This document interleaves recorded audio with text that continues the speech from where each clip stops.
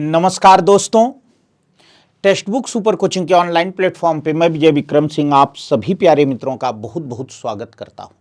आप सभी भाई बहनों को गुड इवनिंग, शुभ संध्या। आप स्वस्थ रहें, प्रसन्न रहें, मुस्कुराते रहें, हंसते रहें, जीवन में आगे बढ़ते रहें। दोस्तों, आज मैं आपके लिए बहुत ही खास वीडियो लेकर के आया हूं। जी हाँ, अगर यूपी टीजीटी पीजीटी से रिलेटेड कोई भी प्रश्न आपके मन में है किसी भी तरह का, तो इस वीडियो के बाद आपके मन में कोई शंका नहीं रह जाएगी। आपके मन में उठने वाले हर प्रश्न का यहां जवाब मिलेगा आपको। जी हां, हर प्रश्न का जवाब है। वीडियो को लास्ट तक देखें, आपके लिए बहुत इंपॉर्टेंट, बहुत महत्वपूर्ण जानकारी है बेटा। देखिए, वास्तव में आज हम डिस्कशन करेंगे कि यूपी टीजीटी पीजीटी क्या है, योग्यता क्या है, एलिजिबिलिटी क्या है, सिलेक्शन प्रोसेस क्या है, किस तरह से, सैलरी क्या है, एग्जाम पैटर्न क्या है और एज लिमिट क्या है। एक एक बात जो भी आपके मन में उठ रही होगी, हर उस चीज को हम यहां डिस्कशन करेंगे। देखिए, आप सभी लोग जानते हैं कि टीजीटी का मतलब ही होता है ट्रेंड ग्रेजुएट टीचर, प्रशिक्षित स्नातक ना, प्रशिक्षित स्नातक। तो यूपी टीजीटी का मतलब है कि यूपी माने उत्तर प्रदेश, ये तो प्रदेश का नेतृत्व करता है। टीजीटी ट्रेंड ग्रेजुएट टीचर, प्रशिक्षित स्नातक अध्यापक, ठीक है, प्रशिक्षित स्नातक अध्यापक। और पीजीटी का मतलब है पोस्ट ग्रेजुएट टीचर ना, परास्नातक, प्रशिक्षित देखिए, इसमें पी नहीं लगा है। पी क्यों नहीं लगा है, अभी इसका कारण मैं बताऊंगा। इसका है पोस्ट ग्रेजुएट टीचर, मतलब परास्नातक अध्यापक। अब यहां प्रशिक्षित क्यों नहीं लगा, यहां टी लगा है। टी माने ट्रेंड क्यों नहीं लगा, क्योंकि यूपी में जो है पीजीटी में बीएड की रिक्वायरमेंट कंपलसरी नहीं है। और ट्रेंड कौन माना जाता है, बीएड बीटीसी, ये ट्रेंड माने जाते हैं। तो कहने का मतलब है पोस्ट ग्रेजुएट टीचर इसलिए है क्योंकि इसमें बीएड बीटीसी या इस तरह के किसी भी कोर्स की आवश्यकता नहीं है। आप परास्नातक हो और सीधा उस फॉर्म को अप्लाई कर सकते हैं, ठीक है। टीजीटी का जो अध्यापक होता है, देखिए, वो छठी से लेकर 10वीं तक को पढ़ाने के लिए एलिजिबल होता है, जो टीजीटी से चयनित होकर जाता है। और जो पीजीटी से चयनित होकर जाता है वो 11वीं 12वीं कक्षा के छात्र छात्राओं को पढ़ाता है। बिल्कुल स्पष्ट। दूसरी चीज है कि ये भर्तियां जो हैं माध्यमिक शिक्षा सेवा चयन बोर्ड ना, यूपीएसईएसएसबी द्वारा भरी जाती हैं। देखो, आप पहले जान रहे हैं कि पहले ये वैकेंसी किसके द्वारा भरी जाती थी, तो पहले ये वैकेंसी भरी जाती थी जो है आपके वो क्या कहते हैं, अरे एलनगंज ना। तो जो है ये आपके एलनगंज वाला जो बोर्ड था हमारा, उसके द्वारा भरी जाती थी। पर अब तीनों बोर्ड को मिला करके इन्होंने एक बोर्ड कर दिया है। तो अब ये जो है इसका नाम है एसईएसएसबी बोर्ड, ठीक है। तो इसलिए जो है ये अब वहीं के माध्यम से, चाहे वो प्राइमरी हो या मिडिल हो या स्नातक हो, सब एक जगह से भरी जाएंगी। दूसरी बात देखो बेटा, जो मेन बात है कि प्रशिक्षित स्नातक शिक्षक की योग्यता क्या है, ठीक है। तो आप ये बात ध्यान में रखेंगे बेटा कि मान्यता प्राप्त विश्वविद्यालय से संबंधित विषय में स्नातक की डिग्री। मैं बहुत सारे यहां प्रश्न आपको दूंगा, बहुत सारे प्रश्न दूंगा। स्नातक के साथ बीएड या समकक्ष शिक्षण प्रशिक्षण। अब चूंकि हम यहां हिंदी की बात कर रहे हैं, तो एक बात ध्यान में रखिएगा आप कि सबसे पहला प्रश्न जो बच्चों का उठता है कि सर हमारा क्या है, हमने जो है क्या किया है कि हमने केवल 2 वर्ष बीए में ना, हमने जो है स्नातक में हमने केवल 2 वर्ष हिंदी पढ़ा है ना।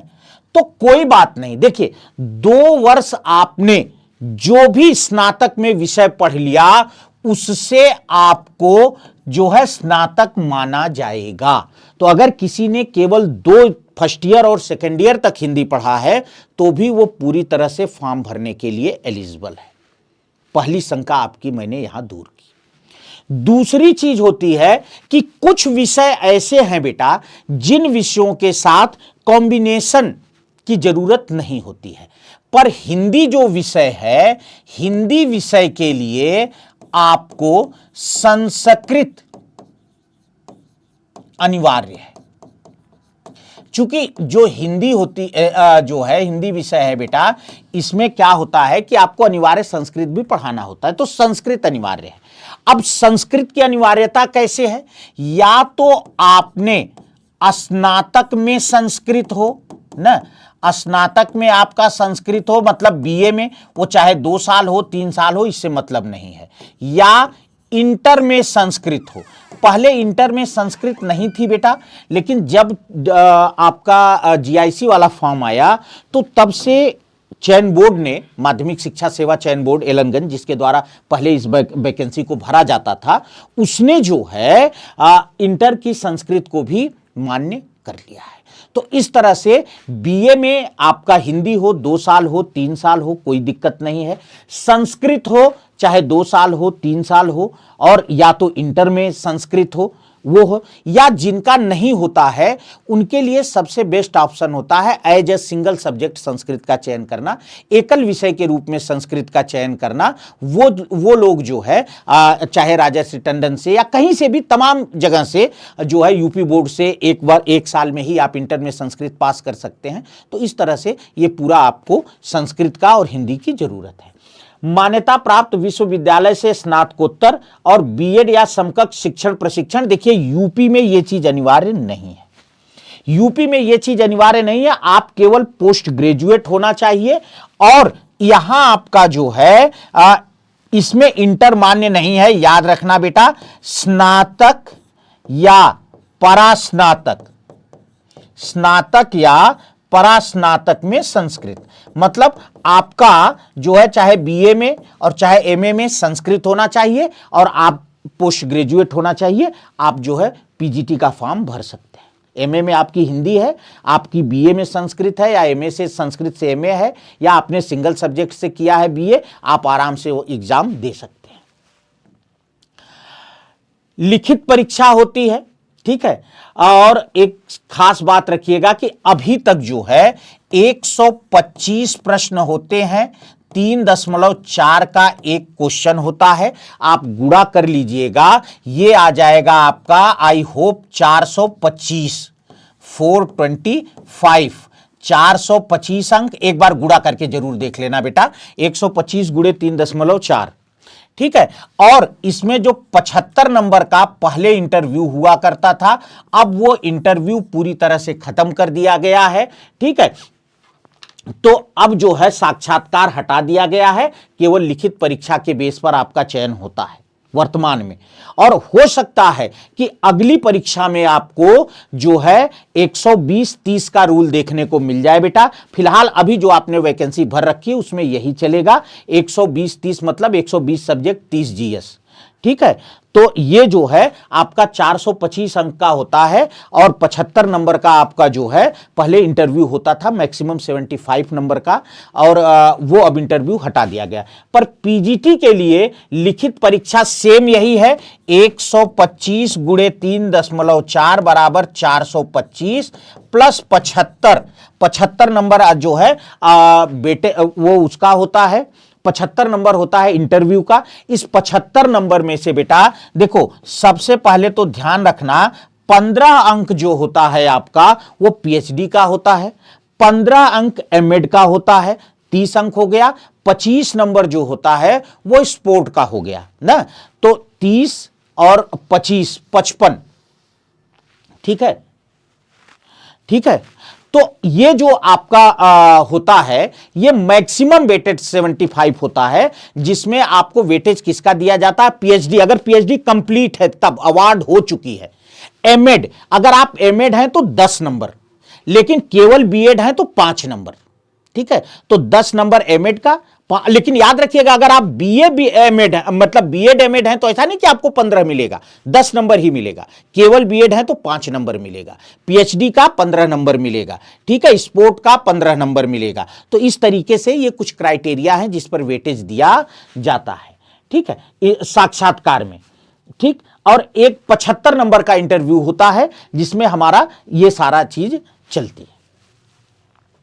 इसके बाद जो है वेतनमान की अगर हम बात करें बेटा, तो टीजीटी 44,900 से लेकर के 1,42,400 ये वेतनमान प्रारंभिक है। ग्रेड पे हमारा 4600 से शुरू होता है और पे लेवल जो है 7100 तक लास्ट में जाकर के जाता है। ठीक है, 7100 तक। और जो पीजीटी का वेतन है बेटा वो 47,600 से शुरू होता है, 1,51,000 तक जाता है। ये 4800 पे ग्रेड, देखिए मेन मायने पे ग्रेड रखता है कि बेसिक पे ग्रेड आपका क्या है। तो टीजीटी का जो पे ग्रेड है बेटा वो 4600 है और पीजीटी का 4800 है। ठीक है, ये पे ग्रेड है हमारा। अच्छा, स्नातक कैसे होता है? प्रश्नों की संख्या देखिए है ना 125 होती है। बहुविकल्पी प्रश्न होते हैं, कुल 500 अंक होते हैं, प्रत्येक 4 अंक का होता है, 3.4 अंक का होता है। समय अवधि 2 घंटे की होती है, निगेटिव मार्किंग नहीं होती यूपी में। प्रश्नों का विषय, सभी प्रश्न संबंधित विषय से होते हैं। अभी जीएस नहीं है, हो सकता है नेक्स्ट ईयर से आपको जीएस देखने को मिल जाए। ठीक है, पीजीटी में भी 125 प्रश्न होते हैं, कुल 425 नंबर का होता है। 2 घंटे का ये भी है और इसमें आपका 75 नंबर का इंटरव्यू होता है।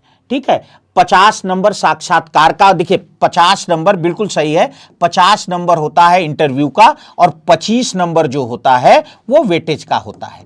25 नंबर जो है ये अधिभार होता है ना, 25 नंबर अधिभार होता है। मैक्सिमम आपको 25 नंबर का वेटेज दिया जा सकता है, 25 नंबर से ज्यादा का वेटेज नहीं दिया, चाहे उससे ज्यादा का बन रहा हो। भाई आप पीएचडी हो, आप एमएड हो, आप राष्ट्रीय स्तर के स्पोर्ट के प्लेयर भी हो, तो आपका वेटेज तो बहुत बन गया। आप जो है 15, 10, 25 और 10, 35 नंबर, लेकिन मैक्सिमम 25 ही दिया जा सकता है, उससे ज्यादा नहीं दिया जा सकता है। ठीक है, तो टीजीटी में किसी भी तरह का वेटेज नहीं अब है, क्योंकि इंटरव्यू ही नहीं है। तो सीधा सीधा आपका 125 क्वेश्चन साक्षात्कार का ही चलता है और इसमें आपका वेटेज है 50 नंबर का इंटरव्यू, 25 नंबर का आपका वेटेज है। ठीक है, और न्यूनतम आयु सीमा 21 वर्ष है। अधिकतम आयु सीमा अभी कोई निर्धारित नहीं है, पर अगली वैकेंसी से हो सकता है कि 40 वर्ष जनरल के लिए निर्धारित हो जाए, पर यह अभी हो सकती है बेटा। ठीक है, अभी यह है नहीं, अभी अधिकतम कोई आयु सीमा नहीं है।